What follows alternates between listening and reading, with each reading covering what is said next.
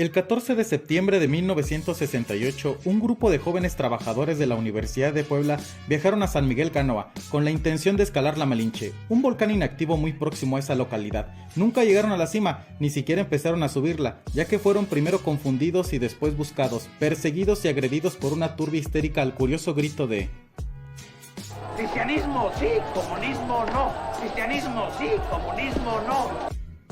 Vamos a hablar de Canoa, el curioso y triste caso que marcó a toda la sociedad mexicana, en la que desgraciadamente tanto Canoa como México se dieron a conocer en el resto del mundo por este terrible caso.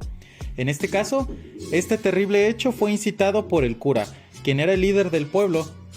No solamente mandaba en temas religiosos, sino también administrativos, sobre esta, la cual no es un municipio, sino es la Junta Auxiliar de Canoa. Él servía como el Estado, era un símbolo claro del poder y el nepotismo, la corrupción y todo lo que ello emana. Tanto su poder como su influencia lograba hacer que el pueblo reaccionara a unas simples voces o palabras de él. Cualquier orden que él daba se interpretaba como una orden de Estado, era algo claro. Resulta curioso que cuando vemos tanto poder y responsabilidades cuando recaen sobre una persona, inmediatamente lo relacionamos con un caciquismo, pero al final es lo que hace el Estado. Recaba pago de impuestos y otros servicios para construir infraestructura. Es lo mismo que pasó en Canoa. El sacerdote ordenó la construcción de un puente por la cual cobraba 50 centavos por derecho de paso a cada poblador. Muy similar a lo que hace el gobierno cuando cobra la cuota por el paso de las autopistas. Resultaba ser una figura total y central de poder, donde representaba los tres niveles de gobierno reflejados en aquella figura eclesiástica.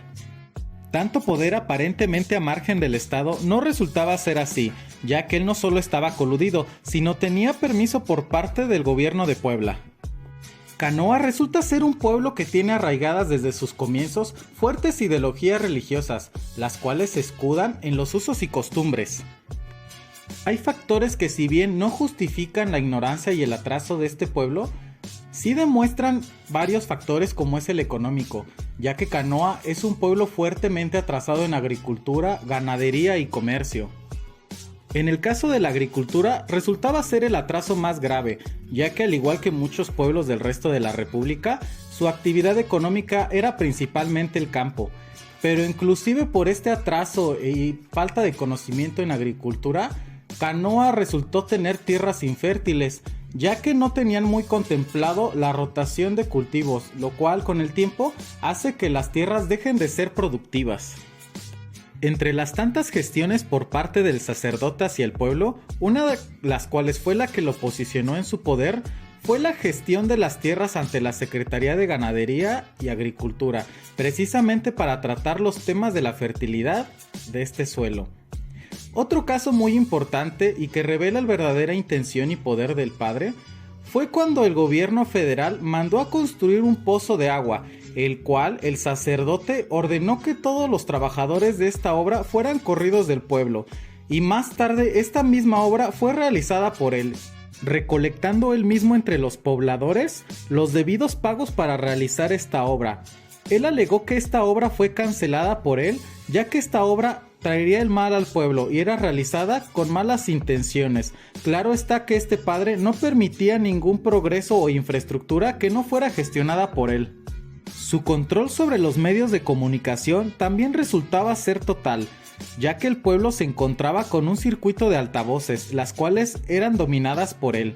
Este medio de comunicación siempre se ofrecía a dar mensajes o a convocar a reuniones si el padre así lo deseaba y cuando él quisiera. Estos fuertes controles sobre las comunicaciones suelen recordar la desgracia que pasó en África subsahariana, en Ruanda, donde los Hutsis contra los Tutsis generó casi 1 millón de muertos en menos de 3 meses, con acusaciones públicas similares a Canoa. ¡Vecinos y gentes!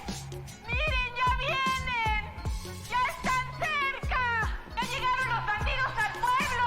¡Los abigeos! La noche del linchamiento, no solamente los jóvenes trabajadores de la universidad fueron agredidos, ya que muchos pobladores se opusieron a lo sucedido, ya que fueron invitados, pero estos se negaron a realizar el linchamiento.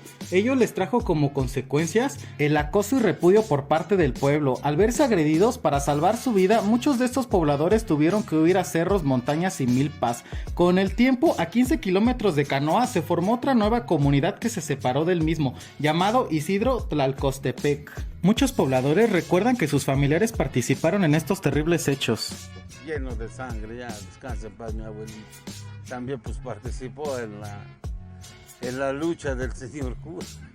¿Qué le dijo su abuelita esa noche? No, pues cuando llegó, pues un chingo de sangre y dice, no, ya matamos, ya sálgase de Temazcal, ya estamos contentos, ya ganamos la batalla con los comunistas. Este terrible y sangriento acto de linchamiento no solamente trajo traumas y secuelas a las víctimas, también a pobladores que se vieron afectados por lo sucedido. Decía una señora, ya no vive, se llamaba Andrea: hermanos, levántense, que ya están ahí los comunistas, ahora sí nos van a matar. Levántense, hermanos, a ver cómo le hacen, que los comunistas ya fueron a atacar el padre. Pues fueron allí en el sonido y la señora lo publicó. Entonces dice mi mamá: ya ves, hija, ahí no, los comunistas encuentran lo que encuentran, se llevan, y hasta delante de los papás violan a las niñas, a las doncellas. Pues que voy a pensar el miedo que teníamos, hasta ya ni comíamos, hasta con unas jirafas que ya ni comíamos, y le decía a mi mamá: vámonos, mamá, vámonos, mejor nos vamos hasta el cerro, porque nos van a matar. Diario, hasta ya ni comíamos nada. De que hablábamos hasta nos temblaba la boca. Una de las grandes consecuencias históricas a raíz de lo sucedido es el actual alto consumo de alcohol que tiene la población de Canoa, ya que el consumo de alcohol adulterado se encuentra en todas sus presentaciones y es común encontrarlo en cada esquina. Se pueden encontrar con precios desde $1. Esto muy posiblemente a raíz de la gran tasa de desempleo y marginación a raíz de lo sucedido, ya que históricamente quedó marcado en el resto del país la comunidad de Canoa. Desde 1968 y a raíz de lo ocurrido ha causado un fenómeno curioso en su densidad demográfica, ya que su población no solamente no ha aumentado, sino que ligeramente se ha visto disminuida. En 1968 la población era de alrededor de 15,000 habitantes y hoy en día, en 2021, su población es de 14,863 habitantes, censo realizado por el INEGI. El 95.7% de la población es indígena. El 69.37% habla una lengua madre, es decir, una lengua indígena. El 2.19% no habla español. Solo el 34.83% de la población se encuentra ocupada. El 65.17% no estudia ni trabaja. Uno de los principales ingresos y sustentos de la comunidad son los programas sociales. Hablemos un poco del odio contra los estudiantes de 1968.